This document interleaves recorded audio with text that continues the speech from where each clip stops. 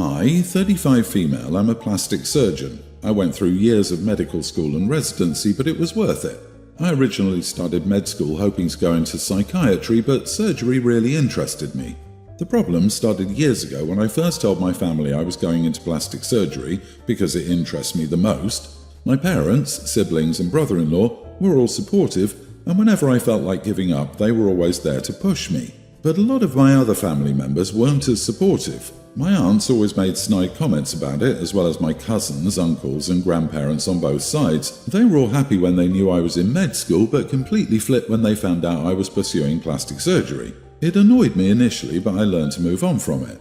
But recently, my cousin, 40 female on my dad's side, the daughter of the aunt who keeps making comments about my job, did a PLC, post-secondary certificate on nursing and childcare, which didn't bother me. I couldn't care less what she did, but my aunt thought I should know everything that was happening with her daughter.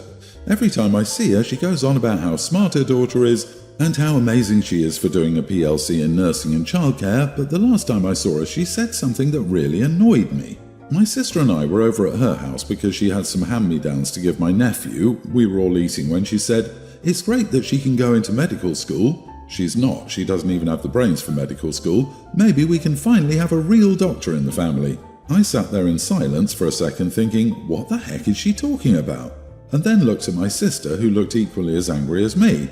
I snapped back and said, her changing kids' soiled pants doesn't make her a doctor, and her knowing how to clean a cut doesn't either. She's not in medical school, she's too dumb for that. She wouldn't even last a week before dropping out. My aunt looked really angry and yelled at me for being rude, and then she told me I wasn't much of a doctor either. I yelled back at her that I went through years of medical school and residency and that I'm a licensed doctor and surgeon and that she doesn't know what she's talking about. My aunt started crying and left the room, so my sister and I just left. A few hours later, I got a text from my cousin calling me a witch for what I said and attacking her mom. I got more texts from other family members, and it somehow travelled to my mom's side of the family as well. The majority of them are telling me to apologise for yelling at my aunt, but my immediate family, mom, dad, brother, sister-in-law's girlfriend, are telling me not to. Now I'm being shunned by both sides of the family. They're all refusing to talk to me and won't even let me tell my side of the story. So, was I the idiot?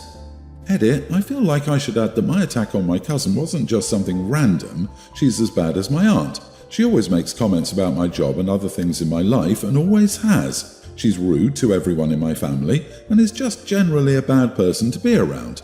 Also, before I got into med school, she'd go on about how you have to be really smart to get into it, insinuating that I wasn't smart enough. Not the idiot. Oh, did it somehow travel around the family? You can tell them I said to screw off and that the plastic surgeon who fixed my 5-year-old sister's face when a dog ate it. So now that within a year nobody could tell it even happened, to change her life for the better was, in fact, Madam a real doctor. And so is the plastic surgeon who put my friend's chest back together after her double mastectomy to give her back confidence and her mental health. So there. So we're taking these new tatas to Hawaii this year and bringing a happy, emotionally healthy friend. Aloha to the tatas. Many people have an out-of-date Hollywood idea of what a plastic surgeon does in medicine. They think you picked your speciality to get rich, giving wealthy vain people boob jobs. They forget all the people needing reconstructive surgery because of car accidents, fires, flesh-eating bacteria, etc. Your aunt sounds ignorant. Oh, I'm so angry on your behalf. It's likely that they're jealous and try to put you down. Remind them it's illegal for a nurse to call herself a doctor. OP has explained the cousin has a post-secondary certificate. She didn't attend college or anything, so she's not even a real nurse. The woman didn't even go to secondary school, and her mom is going on about her going to medical school. OMG. Your family seems toxic, especially the aunt. Unpopular opinion, but everyone's the idiot here. Calling your cousin dumb and too stupid for school is absolutely the wrong tack, even if you were insulted by her mother. There was cruelty in what your aunt said about you, but also in what you said about your cousin. No need to drag your cousin into the line of fire. In the future, maybe say something more along the lines of, the next time I rebuild the breast of a cancer victim, do reconstructive surgery on a burn victim, I'll make sure to let them know I'm not a real doctor because my aunt told me so. My brother Harold is engaged to Lillian and she asked me to be a bridesmaid. I politely declined and explained why I couldn't. Harold and Lillian are extremely unhappy with my decision. I'm a fire marshal. I know it's called different things in different countries. My office investigates fires. Since fires don't just happen from Monday to Friday during business hours, I work all shifts, including overnight and on weekends. I checked my work schedule when Harold and Lillian announced their wedding date, shortly after the engagement and long before I was asked to be a bridesmaid. My schedule rotates and goes in pattern, so I can see it years in advance. I was scheduled to work on the day of the wedding. However, I arranged to switch it with another marshal, so I'm not working on the day of the wedding. I've ensured I don't have to work and can attend the wedding and reception. Otherwise, I'd be starting work before the ceremony and not finishing until after the reception ends. To be a bridesmaid, I would be expected to go to Lillian's dress appointments, go on the group shopping trip to purchase the bridesmaids' dresses, help put them together, host and clean up after the bridal shower, go to the hair and makeup trial appointment, to help plan and go to the bachelorette party, to assist with things like making the centerpieces and decorating the reception room, to go to the wedding rehearsal and dinner and more. Lillian has been upfront about the commitment she wants. However, with my work schedule, I can't do all that. The dates and times for those aren't set and we have to work around Lillian's schedule foremost. I asked Lillian if I could be a bridesmaid and go to the wedding and nothing else. She said no. She wants her bridesmaids committed to those things. My sister asked me to be a bridesmaid in her wedding and I couldn't do it for similar reasons, on top of being in the middle of the biggest case of my career in the lead up to her wedding. My sister understood and didn't flip out like Lillian and Harold did. I explained the same things I did to my sister back then to Lillian and Harold. Also, I reminded Harold that I couldn't be a bridesmaid for our sister. I thanked Lillian for asking me, and because I was trying to make up for not being able to be a bridesmaid, I offered to pay for Lillian's hair and makeup separately from my gift. Harold and Lillian said that's not good enough and said I'm exaggerating my work situation. They want me to change my mind. Both of them are self-employed and control their own work schedules. Harold said I should just leave early or not go to work. But if there's a fire or investigation, that's not how it works and I can't just leave. I didn't think politely declining would be a big deal, but Harold and Lillian flipped out and other people are getting involved and saying I was wrong. Now I'm not sure because I'm getting so much pushback. Not the idiot, and it's not your fault that they are incapable of understanding that the world does not revolve around them. Also, even if there weren't work conflicts, it's up to you. Maybe OP just doesn't want to be a bridesmaid. I totally get it. Weddings are dumb. Yes, OMG, I was a bridesmaid for my brother and my sister, and I will never do it for anyone else. It's so much work, and it can be so expensive. The pushback OP's getting dollars to donuts is due to the bride-groomzillas actively recruiting amongst friends and family with exaggerations and lies. People love to jump on the bandwagon without knowing the whole story. Oh, let them have their tantrum. The bride doesn't want a bridesmaid, she wants free labor. Even if you committed to the things she's asked, she'd find more. The fact that they're completely unwilling to compromise means they don't actually care about having you in the wedding party, they want an extra person to set stuff up and to pay for bachelorette and bridal shower things. No is a complete sentence. You are not obligated to be a bridesmaid. I, 27 female, have lived with my roommate, 26 female, since last August. Our apartment is a one-bedroom and we turned the living room into her bedroom by adding a Japanese-style divider for privacy. It's not perfect, but it works. I found the apartment for us last year through a family member and did everything with regard to setting up utilities and insurance. But I couldn't afford it alone, and I offered her to be roommates since we're friends. I knew she was looking for a place. So since I found the apartment, I have the bedroom. We split everything, rent, etc. 50-50. It's a 2-year lease, but with a clause that we can break the lease with 1 month notice. It's like this because it's through my family friends, but we agreed we'd probably stay for 2 years. Since living together, we've had some issues getting on each other's nerves, but that's just roommates. For example, I thought she would help more, but I found myself setting up everything. I was out of town when our furniture arrived and came back the night before I started my new job, which is a work-from-home position, only to find she had friends come over to assemble all her furniture, but not my desk. I was quite upset since I had to stay up to assemble it. Still, her argument was we never agreed that she'd assemble my furniture, but I thought she'd do it out of courtesy since I found the place and did everything. But otherwise, she's been a good roommate, respectful and always on top of her chores. Until yesterday, she announced that she wanted to live alone, has found a place starting in August and will be moving out. I'm completely taken aback and angry. We had agreed we'd live there for 2 years, not 1. I pointed this out, but she said that her circumstances had changed. She got a better job now, could afford a better place, and would like to live alone. She also brought up that she needs a proper door and privacy. Still, I don't see how this has been this much of an issue because I never come into her space without permission. She doesn't even have a boyfriend or anyone to bring over. She offered to help me look for a new roommate, but I don't see how I could find anyone to take over the living room and pay half the rent, so she's screwing me over here. I love this apartment and I really don't want to leave. I kind of blew up on her over this because I'm just in shock. This is too sudden and she's leaving me with practically no options other than to look for a cheaper place. She said that this wasn't her responsibility and that she was leaving and that's it. I don't know what I'm supposed to do. Am I the idiot? Would be inconvenient for me. How am I going to get someone else into this crappy living situation who will split rent 50-50? LMAO, you are the idiot. In fact, if she's screwing you over by abandoning this scheme, you were screwing her over when you set it up. Yep, she's basically admitting her friend is screwing her by not letting OP screw her roommate any longer. That's just the funniest thing I've heard today. Good luck finding someone else to cover your bills while camping out in the living room.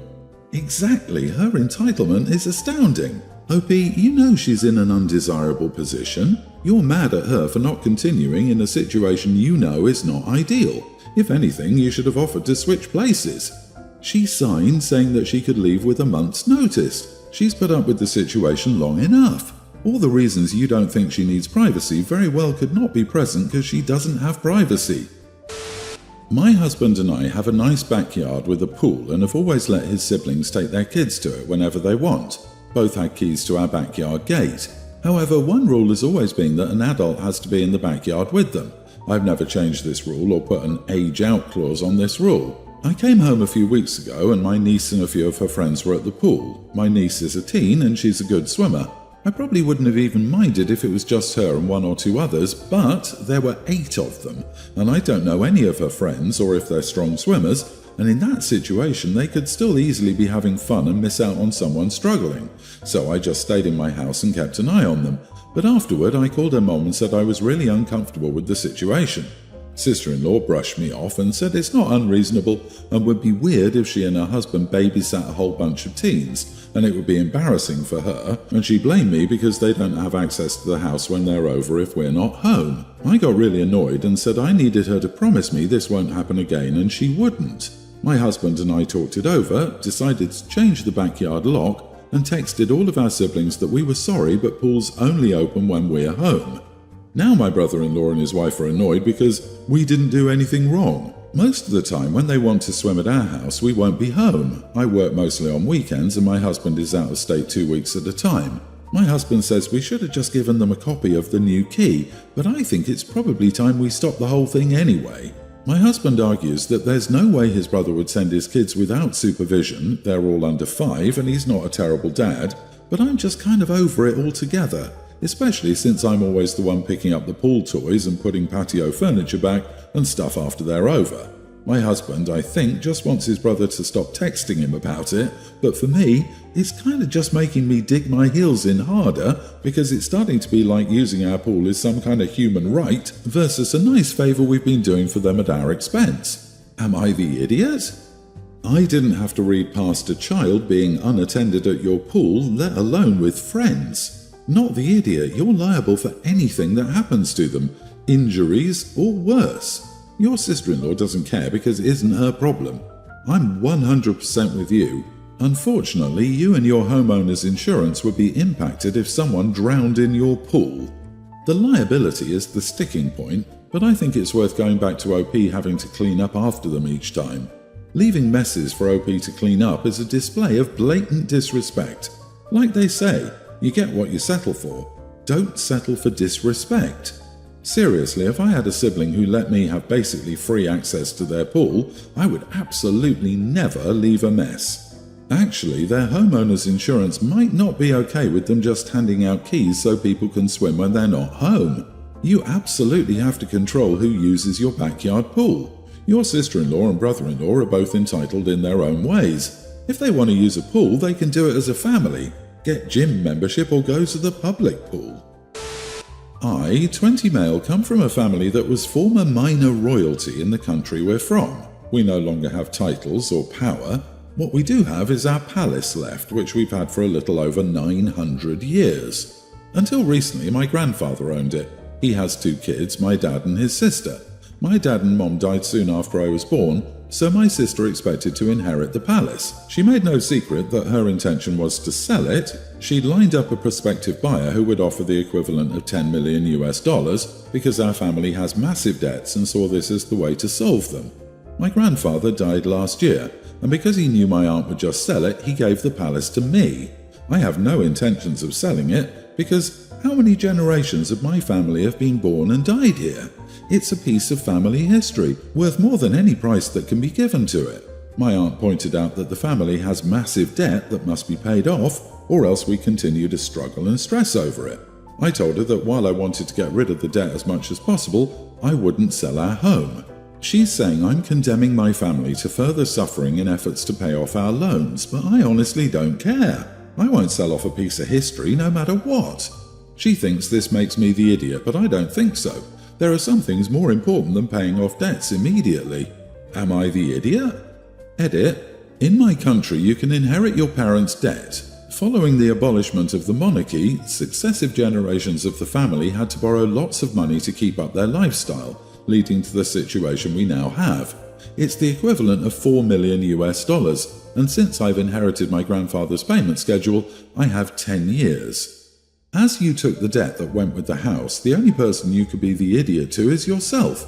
You have the right to make this choice entirely independently since the debt is yours and not burdening the rest of the family. If your successors want to choose otherwise, they'll have that option when it's their turn to own the property. You are not the idiot. I'd honestly argue that Aunt only saw the dollar signs, and chances were that money would have been gone in short order anyway, wasted on other things. Your grandfather gave it to you, not your aunt. Her trying to convince you to sell it is exactly the reason she doesn't own the property. Don't let her get to you. Opening it up for tourism is a good idea to help pay down your debt. You could also have it as a wedding venue. There are a lot of people who love to get married in a palace. Good luck. Info, do you have any other $10 million palaces to inhabit? It's best to keep a backup palace just for cases like these. You don't want to end up palaceless. I suggest you talk to a financial planner before deciding based on pure sentimentality. This place will no doubt cost you money to maintain or upgrade over time, and it's worth understanding your whole financial picture. Hence, you know how to best proceed.